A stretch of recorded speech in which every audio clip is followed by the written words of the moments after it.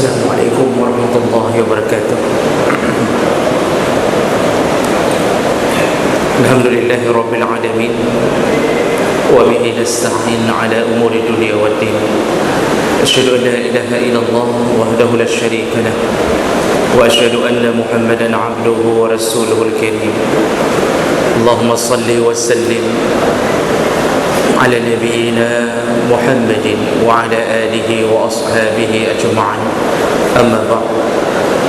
Rabbi shrah li sadri wa yassir li amri wa hlul 'uqdatam min lisani yafqahu qawli.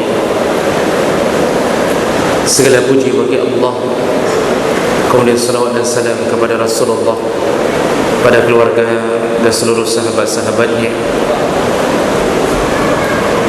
Bapak Ibu jamaah salat maghrib dan isya yang dimuliakan oleh Allah, insyaAllah, setelah kita membahas tentang keutamaan surat Al-Kahfi, maka insyaAllah malam ini kita akan berpindah ke fadilah surat Maryam. Surat Maryam ini diturunkan di Makkah keseluruhannya, dan terdiri di atas 98 ayat. Diambil menjadi nama surat Maryam, yaitu nama dari salah seorang anak Imran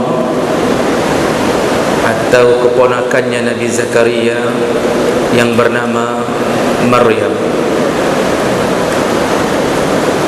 Dan tentunya penamaan surat ini tidak lepas daripada cerita kisah hidup Maryam sendiri. Kalau dalam agama Nasrani, mereka menyebutnya Bunda Maria, dan mereka meyakini bahawa Bunda Maria yang mereka maksud itu adalah ibu dari Tuhan Yesus. Dan ini tentunya tidak sama dengan keyakinan kita sebagai umat Islam. Jemaah mulakan Allah Subhanahu wa taala, tidak ada fadilah khusus yang menyebutkan tentang barang siapa membaca surat Maryam maka akan mendapatkan ini dan itu. Saya coba mencari tapi tidak mendapatkannya dalam tafsir dan dalam hadis-hadis Nabi sallallahu alaihi wasallam.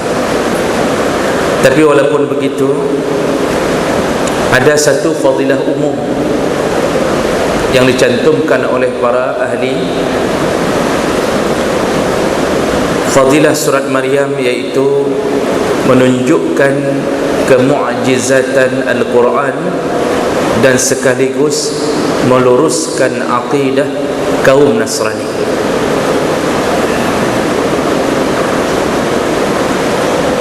Dan ini diambil dari hadis Nabi sallallahu alaihi wasallam, hadis yang menceritakan tentang perjalanan orang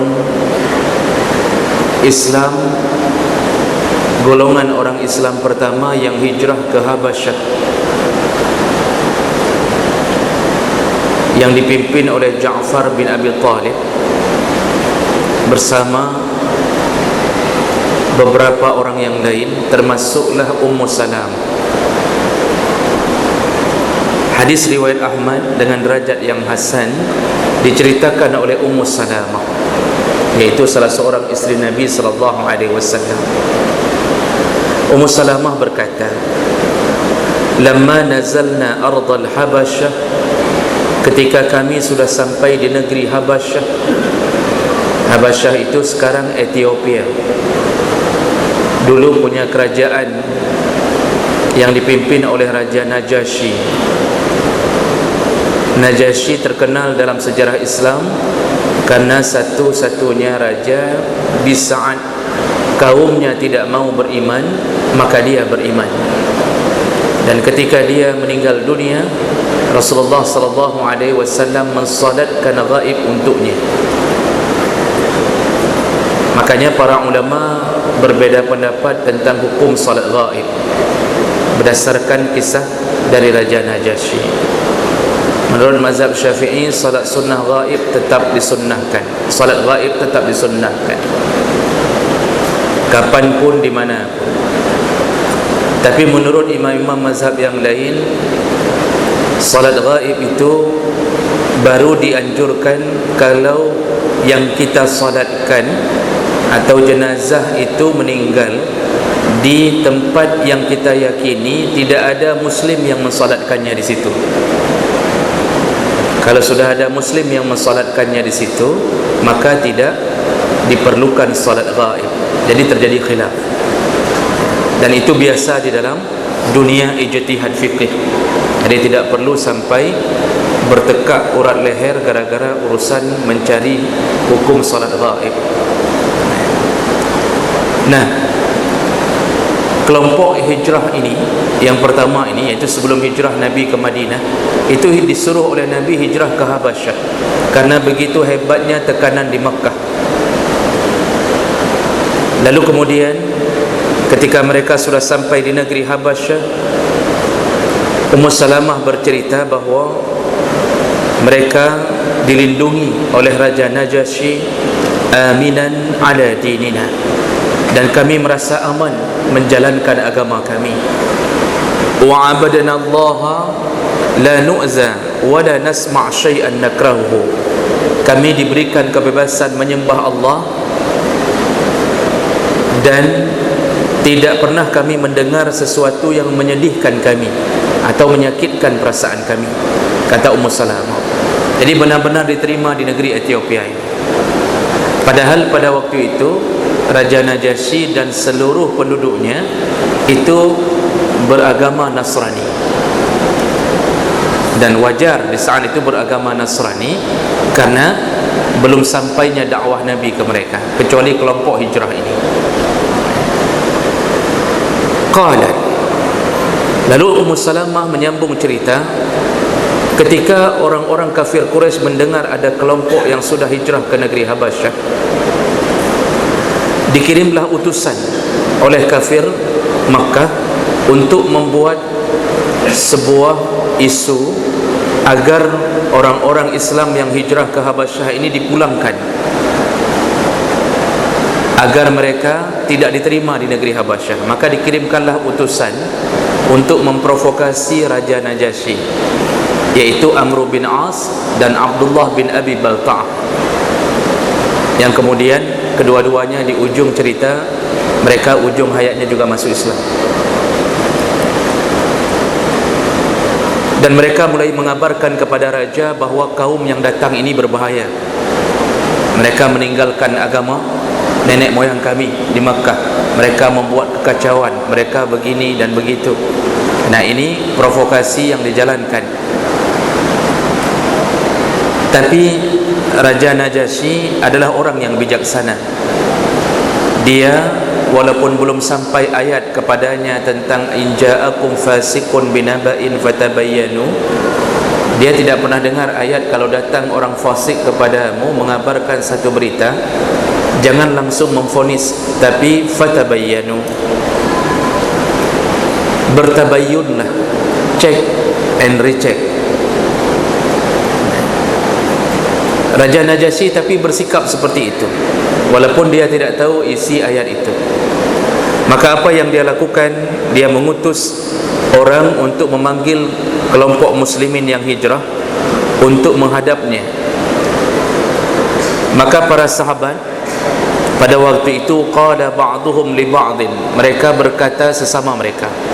Jadi ketika sudah datang panggilan, besok harus menghadap raja, maka sesama kaum muslimin di saat itu berkata, ma taquluna lirrajul iza ji'tumuhu, nanti kalau kita dipanggil oleh orang itu atau raja itu, apa yang bisa kita kabarkan kepadanya kalau kita ditanya sesuatu? Maka sesama mereka menjawab, naqul wallahi ma 'allamana wa ma amarna bihi nabiyuna sallallahu alaihi wasallam. Kita cukup katakan apa yang pernah dikatakan oleh Nabi dan apa yang disuruh oleh Nabi kepada kita, tidak lebih tidak kurang. Jadi katakan yang sejujurnya saja tentang apa agama Islam ini, bagaimana Nabi menyuruh tentang agama ini. Dan keesokan harinya mereka datang ke istana. Falamma ja'ahu wa qad da'a an-Najasi asaqifahu. Lalu kemudian Raja Najasyi mengumpulkan semua para pendeta untuk menyambut dan sekaligus berdiskusi dan mendengarkan pendapat dari kelompok muslim ini. Jadi dikumpulkan semua menteri-menteri dan semua para pendeta di istananya. Nah, ketika sudah didatangkan, lalu Raja Najasyi berkata, faqala ma hadzal din allazi faraqtum fihi qaumakum wa lam tadkhulu fi dini wala fi dini ahadin min hadhihi al-umam.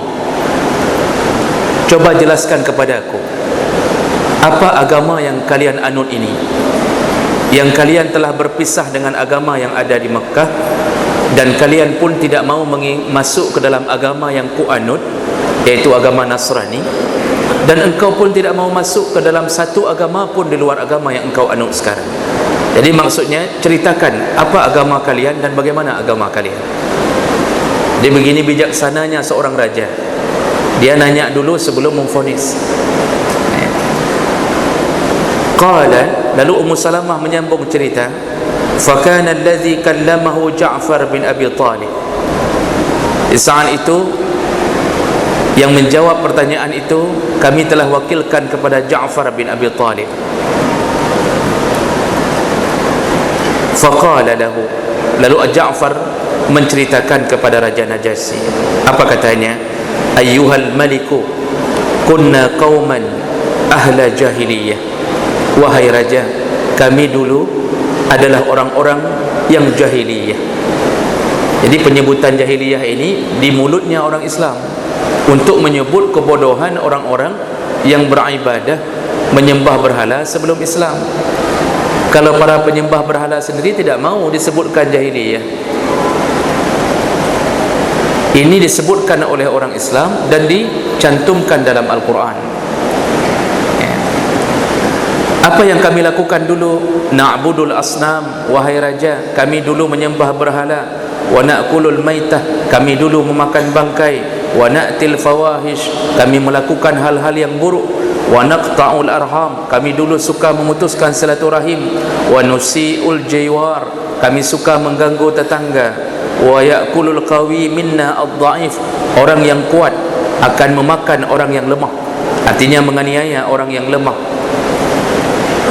Ini pengakuan Ja'far.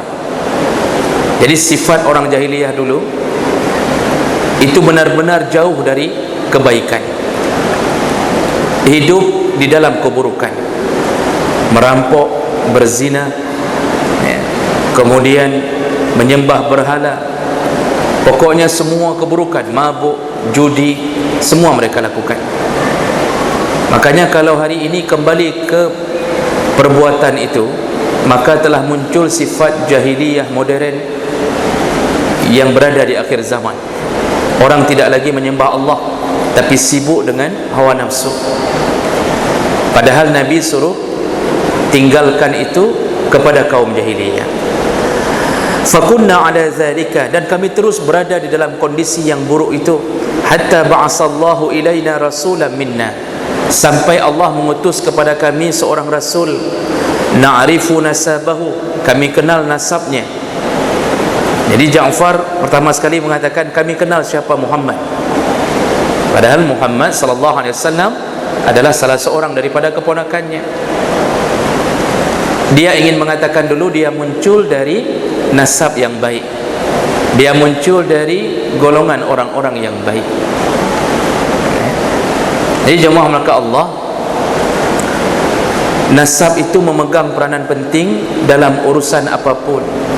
Sampai dalam urusan jodoh pun salah satu yang disuruh lihat adalah nasab.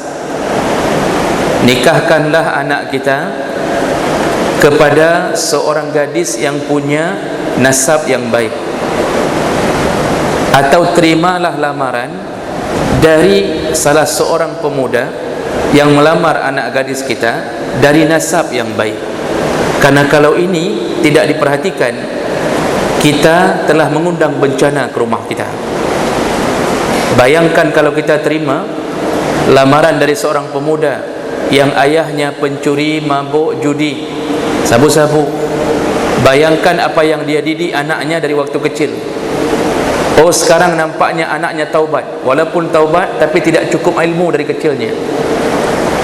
Dan bisa jadi kemungkinan dia akan kembali ke maksiatnya. Maka penting sekali nasab yang baik. Kalau kita punya adik ipar pencuri, sudah cukup dia seorang untuk menghancurkan rumah tangga kita. Dia datang ke rumah, kalau kita usir tidak enak perasaan. Tidak kita usir, setiap hari ada saja yang hilang. Minggu lalu rice cooker, kemarin blender, kemudian kulkas sudah hilang sendiri. Belum surat tanah, surat motor, sampai truk kredit gadah Pak Haji. Jadi bahayanya menikahkan anak dengan orang dari nasab yang tidak baik. Maka carilah anak-anak atau orang-orang yang berasal dari keturunan yang baik. Lalu Ja'far menyambung, wasidqahu, dan kami kenal bagaimana jujurnya orang ini. Artinya Rasulullah sallallahu alaihi wasallam. Wa amanatahu, kami tahu bagaimana amanahnya orang ini. Wa afafahu, kami kenal bagaimana terhormatnya orang ini. Al-afaf, menjaga kesucian diri. Rasulullah tidak pernah berzina seumur hidupnya, walaupun sebelum jadi Nabi. Rasulullah tidak pernah melanggar janji. Rasulullah tidak pernah melanggar sumpahnya. Rasulullah tidak pernah melakukan keburukan apapun, tidak pernah. Fada'ana ila Allah, beliaulah yang mengajak kami untuk mengenal Allah. Linuwahidahu, lalu kami mentauhidkan Allah. Wa na'budahu, kami menyembahnya. Wa nakhna' ma kunna na'budu, dan kami melepaskan sembahan kami yang dulu. Wa aba'una, dan sembahan ayah-ayah kami. Min dunihi minal hijarati wal awsan, yang dulu kami sembah adalah batu dan patung. Wa amarana bisidqil hadis, kami juga disuruh oleh Rasulullah untuk bisidqil hadis, mengatakan yang jujur, kalau bicara yang jujur. Wa ada'il amanah, menyampaikan amanah. Wasilatir rahim, lalu kami disuruh untuk menyambung silaturahim. Makanya orang Arab itu ketika datangnya Islam semakin kuat marganya. Dulu marga ada, tetapi menjadi asabiyah, rasa fanatik yang tidak berdasar. Orang Arab dari dulu sudah mengenal marga. Cuma bedanya ketika kedatangan Islam, fanatik terhadap marga dalam Islam itu fanatik di atas kebenaran. Tapi fanatiknya jahiliyah tidak peduli, mau benar, mau salah. Kalau salah seorang dari marganya diganggu, dia akan bela, walaupun marganya ini yang salah. Jadi terjadi perang antar suku gara-gara sedikit disentuh salah seorang dari sukunya, dipukul atau macam-macam, maka diserbu ramai-ramai. Padahal yang salah adalah orang yang dibela ini. Nah, ini fanatik jahiliyah. Dan ini diharamkan dalam Islam, Bapak Ibu muraka Allah. Jadi jangan terlalu fanatik. Jadi ketika salah seorang dari kita misal, atau suku Aceh lah, begitu tersentuh, seakan-akan kita harus bela semuanya. Lihat dulu, mungkin yang salah mungkin dia. Jadi bukan seperti orang jahiliyah, begitu nyoka dipoh hurung tanyo, ana cerita dia cok parang, kata dia. Ini orang kita sudah dipukul, ramai-ramai balas. Padahal kita tidak tahu siapa yang salah. Nah, ini tidak diajarkan dalam Islam. Islam itu fanatiknya terhadap agama, benar. Kalau agama terhina, maka fanatiklah terhadap agama, dan itu mati dalam keadaan syahid. Kemudian wa husnil jiwar, kami juga disuruh untuk berbaik-baik dengan tetangga. Kenapa ini disebutkan oleh Ja'far? Karena Rasulullah setiap kali Jibril turun menyampaikan wahyu, ada satu wahyu yang tidak tertulis secara langsung terus-terusan, iaitu tentang berbuat baik kepada tetangga. Sampai dijelaskan dalam hadis, Rasulullah berkata, hampir seluruh wahyu turun, Jibril tidak lupa menasihatiku untuk berbuat baik dengan tetangga. Jadi wahyu turun berbeda-beda, tapi mulut Jibril yang selalu hampir tidak lepas nasihatnya, wahai Muhammad, berbuat baiklah dengan tetangga. Karena pentingnya hidup berbuat baik dengan tetangga. Tetangga melebihi saudara. Dalam musibah, tetanggalah penolong pertama. Maka jangan lupakan tetangga dalam kebahagiaan. Seburuk-buruknya manusia man la ya'manu jarahu bawa'iqahu. Seburuk-buruknya manusia adalah orang yang di mana dia berada, tetangga tidak aman bersamanya. Jadi kalau ada satu komplek mengetahui siapa yang mau sewa, semua tetangga berdoa semoga tidak jadi dia sewa, karena tahu tentang buruknya akhlak dia. Seburuk-buruknya manusia, salah satunya adalah orang yang tetangganya tidak nyaman hidup bersamanya. Nah, begitulah Ja'far memuji-muji Rasulullah. Wa qazafil muhsanat, kami dilarang untuk menuduh perempuan baik-baik berzina. Dan seterusnya, dia terus memuji Rasulullah, mengatakan yang sebaik-baiknya terhadap agama yang dibawa oleh Rasulullah sallallahu alaihi wasallam. Nah, kemudian setelah dia mengungkapkan tentang kebaikan Nabi, dia mengatakan bahawa, wahai raja, kami memilihmu di antara banyak raja agar dapat kami hidup nyaman dalam lindunganmu. Ini bahasa diplomatis. Jadi Ja'far dengan pintarnya berkata, wahai raja, di antara semua banyak raja, kami hanya memilihmu karena kami tahu engkau yang bisa melindungi kami. Ini bahasanya bahasa politik. Dari dulu politik itu sudah ada. Begitulah kita kalau berhadapan dengan orang yang sedang kita butuhkan pertolongannya. Cuma jangan terlalu over. Kita butuh pertolongan seorang, lalu kita berkata, engkaulah bulan, engkaulah bintang, kalau tidak ada engkau tidak ada matahari. Itu over. Cuma bapak yang bisa tolong saya, yang lain, kepala dinas yang lain tak bisa tolong, cuma bapak yang bisa tolong saya. Kadang-kadang kita tidak menyadari, kita jatuh ke dalam perkataan yang kalau sesuai antara niat dan mulut, itu bisa murtad. Contoh, di saat kita menyebutkan engkaulah segala-galanya, itu kalau seandainya kita berniat Allah tidak ada kemampuan untuk menyelesaikan masalah, kita telah menuhankan makhluk daripada Allah Subhanahu wa taala. Lalu dilanjutkan,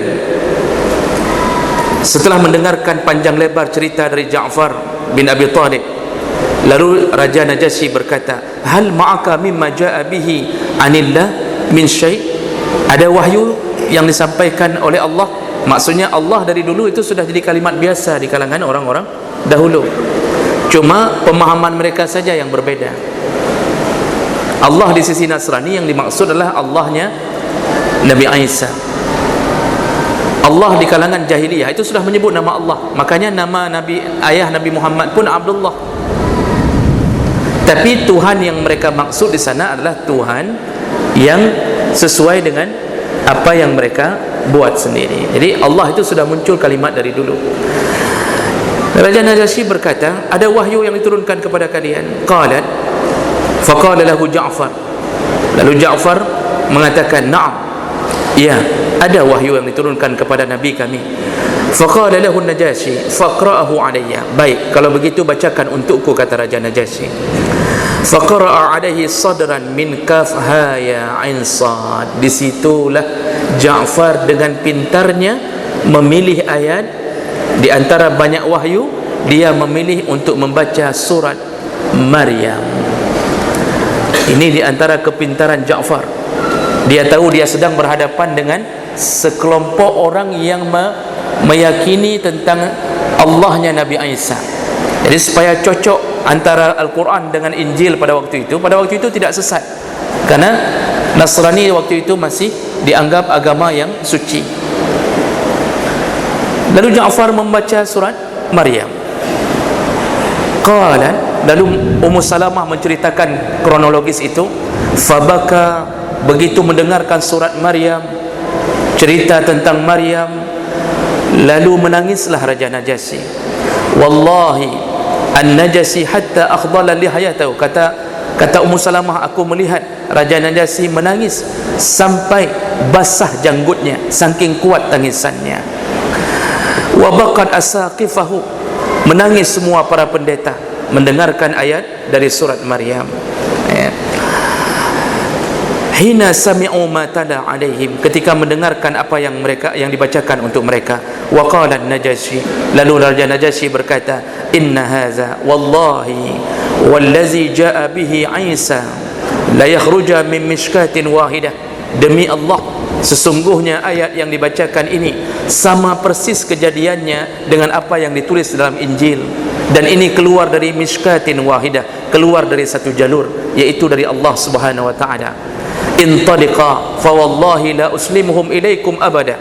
Baik, sekarang bubarlah, kata Raja Najasyi, tidak akan kuserahkan kalian pada orang-orang kafir ini sedikit sekalipun. Tidak akan kuserahkan, kata Raja Najasyi. Wala akan, dan tidak akan pernah terjadi itu. Nanti di ujungnya ini ada beberapa kalimat lagi. Amr bin As kemudian mencoba untuk melihat gagalnya usaha dia untuk memulangkan orang ini. Dia datang lagi ke raja. Jadi kuat sekali diplomasi Amr bin As untuk memprovokasi raja. Lalu dia mengatakan bahawa mereka itu mengatakan sesuatu tentang Nabi Isa. Mereka ada kalimat buruk untuk Nabi Isa. Karena Amr bin As sudah tahu di waktu Nabi Allah Muhammad sallallahu alaihi wasallam diturunkan wahyu, orang Islam hanya mengakui Nabi Isa adalah Nabi dan Abdullah, iaitu hamba Allah, bukan Tuhan anak. Amr bin As ingin mengatakan, coba panggil lagi mereka, pasti mereka mengatakan bahawa Nabi Isa itu bukan Tuhan. Jadi dia mengira bahawa Raja Najasyi akan terprovokasi, berarti mengejek agama Nasrani. Padahal pada waktu itu agama Nasrani tidak terbias dengan kesesatannya selama ini. Lalu dipanggil kedua kalinya, lalu kemudian diceritakan kembali, ditanya lagi oleh Raja Najasyi tentang apa yang kalian ketahui tentang Nabi Isa. Lalu kemudian Ja'far bin Abi Talib menyebutkan bahawa Nabi Isa itu yang disebutkan oleh Nabi kami adalah Abdullah, dia hamba Allah, wa rasuluhu, dan dia rasulnya, wa ruhuhu, dan dia ruhnya. Kemudian wa kalimatuhu, dan kalimat-kalimatnya, alqaha ila Maryam, yang Allah berikannya melalui Maryam, al-uzra al-battul, dari Maryam yang tidak pernah bersuami. Ketika sudah mendengarkan itu, maka Raja Najasyi kemudian mengatakan bahawa tidak ada salahnya kalian, benar-benar kalian tidak ada salahnya. Lalu dia kembali mengatakan, izhabu fa antum suyumun fi ardi, pergilah, kalian telah terlindungi di negeriku ini. Man sabbakum gharima, barang siapa berani mencaci kalian, dia akan menanggung resikonya. Dia ulang 3 kali, siapa yang berani ganggu orang ini, maka dia akan menerima resikonya. Disitulah selamatlah Ja'far dan kelompok ini berada di tempat Raja Najasyi. Jemaah melakukan Allah, yang intinya ingin kita katakan bahawa para ulama mengambil hadis ini mengatakan bahawa surat Maryam itu salah satu daripada mu'jizat Al-Quran yang menceritakan tentang kebenaran agama-agama yang diridai oleh Allah lebih dahulu. Jadi benar-benar cerita Maryam yang sebenarnya di dalam Al-Quran. Sedangkan di luar Al-Quran itu penuh dengan penipuan-penipuan. Kalau kita melihat surat Maryam, maka kita mendapatkan salah satu keagungannya adalah satu-satunya nama perempuan yang tercantum di dalam Al-Quran hanya Maryam. Silahkan cek, tidak ada satu pun nama perempuan lain yang disebutkan dengan jelas, langsung disebutkan namanya, tidak ada. Jadi kalau mau disebutkan misalnya isteri siapa? Isteri Nabi Lut, wa imra'atu Lut, wa imra'atu Nuh, isteri Nabi Nuh.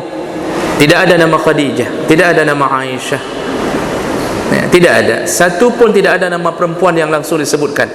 Jadi satu-satunya nama perempuan yang disebutkan dalam Al-Quran hanya Maryam. Nah, pertanyaannya, kenapa Allah memilih nama Maryam disebutkan dengan jelas, tegas, lugas? Disitulah para ahli tafsir kemudian mengatakan salah satu hikmahnya adalah meninggikan derajat wanita yang bernama Maryam. Apanya yang ditinggikan? Pertama, kisahnya. Tidak ada kisah yang lebih unik, kalau bahasa kita aneh tapi nyata. Seorang perempuan bisa melahirkan tanpa sentuhan seorang laki-laki. Karena kejadian ini tidak mungkin berulang, Allah ingin tegaskan namanya. Allah ingin katakan, inilah satu-satunya perempuan yang pernah punya anak tanpa sentuhan seorang suami. Dan tidak akan pernah berulang kejadian itu. Tidak akan pernah berulang. Kalau ada yang mengaku Maryam lalu kemudian bisa lahir tanpa sentuhan, dia berbohong. Kenapa nama perempuan lain tidak disebutkan? Karena walaupun mereka punya kelebihan, tetapi tidak pernah bisa melakukan apa yang terjadi pada Maryam. Jadi benar-benar Allah ingin buktikan bahawa satu-satunya hambaku yang tidak melakukan zina sepanjang hidupnya tapi bisa hamil adalah Maryam. Jadi ditinggikan oleh Allah nama Maryam. Ya. Di saat itu kebiasaan orang-orang sebelum Nabi Muhammad SAW diutus jadi Rasul, itu pantang menyebut nama perempuan. Jadi kalau menyebut, mereka menyebut gelar. Ya. Sampai ke jahiliyah itu pantang sekali menyebut langsung nama perempuan. Paling disebutkan dengan memakai label nama anaknya, Ummu Habibah, Ummu Salamah. Itu Ummu Salamah nama anaknya Salamah, Habibah nama anaknya, lalu disebut Ummu Habibah. Kalau Aisyah disebut Ummul Mukminin. Ya. Jadi menyebut nama langsung menjadi aib karena kehormatan seorang perempuan. Tapi Allah membongkar aib itu. Allah membuat aib itu menjadi nyata, disebut langsung menjadi nama karena kesucian Maryam alaihissalam. Jemaah melakukan Allah, Maryam ini dalam tafsir disebutkan beliau tinggal di Baitul Maqdis dan beliau ada bilik sendiri yang kemudian sering disebut dalam Al-Quran dengan mihrabnya, tempat dia beribadah. Hari-harinya hanya ibadah,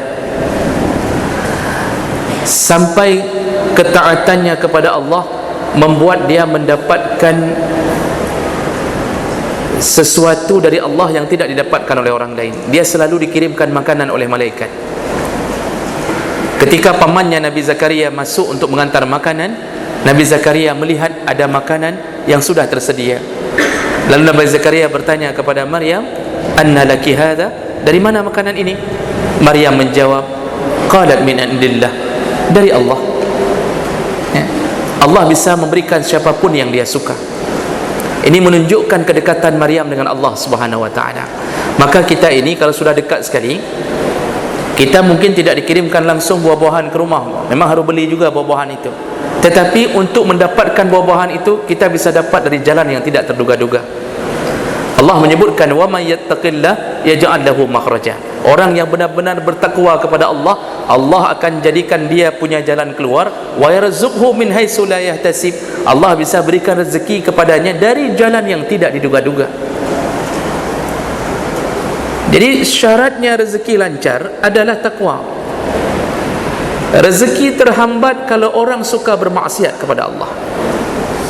Oh, gaji banyak tapi hidup dalam maksiat, maka dia dipusingkan dengan idenya sendiri. Gaji banyak, lalu siapa yang melemparkan ide di dalam kepalanya untuk mengkredit, mengambil kredit, rumah kredit, mobil kredit, isteri kredit, anak kredit, semuanya dia kreditkan. Begitu gaji keluar, uangnya habis hanya untuk bayar-bayar hutang itu saja. Itu belum lagi ada lembaga riba Yang modelnya sudah 5 tahun bayar, itu yang terbayar baru pokoknya, belum terbayar bunganya. Ambil 100 juta, lalu kita bayar sudah 5 tahun, yang terbayar baru 100 juta, yang belum terbayar bunganya 100 juta ada. Dia pusing. Kenapa? Dicabut keberkahan hidupnya oleh Allah Subhanahu wa taala. Itu ahli maksiat, tidak takut ke Allah. Makanya Allah mengatakan yamhaqullahu riba. Pemain riba, nasabah riba, pelaku riba, yamhaq, hidupnya pasti hancur. Kadang-kadang punya ide berzina, lalu dia sewa hotel, satu malam sampai 2,5 juta. Dia buang uang begitu saja. Jadi hidupnya betul-betul dalam keadaan bermaksiat. Allah akan hambat rezeki, nampaknya banyak tapi hidupnya penuh masalah. Coba lihatlah orang yang bertakwa, bukan PNS, mungkin cuma honorer, tapi dekat dengan Allah. Allah pelihara hidupnya. Orang lain masih sewa rumah, ada PNS masih sewa rumah, yang honorer sudah punya rumah hanya karena menjaga hak Allah. PNS belum punya istri, yang honorer sudah punya 2 istri, hanya karena menjaga hak Allah. Itu contoh barang Bapak Ibu maka Allah. Maka ini waktu bicara tentang rezeki, para ulama mencantumkan salah satu modelnya adalah Maryam. Ketaatannya membuat Allah sayang kepadanya, maka kita bisa dapatkan rezeki dengan taat. Maka yang punya toko, tutuplah kira-kira 10 menit sebelum azan, tutup, jangan takut kehilangan pelanggan. Yang punya kantor, keluarlah. Pimpinan-pimpinan kantor yang hadir di sini, segera bunyikan bel untuk semua diparuh bahasanya. Baik diusir, Pak, dia lain apa? Suruh keluar semua pegawai, keluar, salat zuhur. Yang perempuan saja boleh salat di kantor. Insya-Allah kantor itu terpelihara. Insya-Allah. Semua para pimpinan yang hadir di sini, insya-Allah kalau dekat dengan Allah, Allah pelihara rezeki. Tidak perlu tunggu dana bantuan Covid, yang lain keluar semuanya. Ini takutnya dengan masalah rezeki sehingga meninggalkan hak Allah. Jemaah melakukan Allah Subhanahu wa taala. Maka lihatlah bagaimana Allah memuji dan meninggikan seorang perempuan karena kesuciannya. Maka manusia terbaik adalah yang menjaga kesuciannya. Perempuan-perempuan terbaik adalah yang menjaga kesuciannya. Bapak Ibu, kalau kita yang belum menikah, yang sudah menikah tidak usah lagi, atau anak kita yang belum menikah, maka carilah perempuan, carilah istri yang benar-benar tidak pernah mengenal maksiat, kecuali hanya terjebak karena tidak sengaja. Jadi paling baik mencari istri itu bukan mantan maksiat, tapi kalau bisa cari yang belum pernah bermaksiat. Yang mantan maksiat kalau sudah taubat, insya-Allah juga baik. Cuma kadang-kadang dia masih terbias dengan maksiatnya masa lalu. Kalau bisa carilah yang belum pernah berhubungan dengan maksiat. Cari yang belum pernah pacaran, bukan cari yang mantan taubat dari pacaran. Ya. Kenapa? Ini sangat berpengaruh kepada keturunan kita Bapak Ibu maka Allah. Dia punya seorang ibu yang tahu menasihati, nak, jangan pacaran. Mama enggak pernah pacaran. Jangan sampai ada seorang ibu yang sudah taubat, dia mengatakan, nak, mama dulu pacaran tapi taubat umur 25. Kamu boleh syaratnya 5 tahun lagi. Ini jangan sampai keluar nasihat dari seorang yang pernah mengenal maksiat. Karena tidak ada kemuliaan kecuali orang-orang yang menjaga iffah seperti Maryam. Sampai Allah Subhanahu wa taala, sampai Rasulullah mengatakan ada 3 orang yang dijamin rezekinya oleh Allah. Salah satunya adalah an-nakih yuridul afaf, orang yang menikah karena ingin menjaga kehormatan. Jadi dia ingin cepat-cepat menikah karena ingin menjaga kehormatan dirinya. Bapak Ibu, sebagai penutup, jangan tahan anak kita kalau ingin menikah walaupun masih kuliah. Tidak ada rukun nikah harus wajib selesai kuliah, tidak. Silakan baca fikih, tidak pernah dapatkan bahwa menikah itu rukunnya adalah selesai kuliah. Tidak. Kawinkan dia walaupun sedang berada di semester 2. Buat dia pacaran, dijemput oleh suaminya sendiri. Ini yang terbaik. Inilah pelajaran kita dari surat Maryam, dan insya-Allah kita sambung ke surat-surat yang lain dan kita hanya membahas yang berdasarkan keterangan-keterangan yang sahih dari Allah dan Nabi sallallahu alaihi wasallam. Subhanakallahumma bihamdik asyhadu an la ilaha illa anta astaghfiruka wa atubu ilaik. Wassalamu alaikum warahmatullahi wabarakatuh.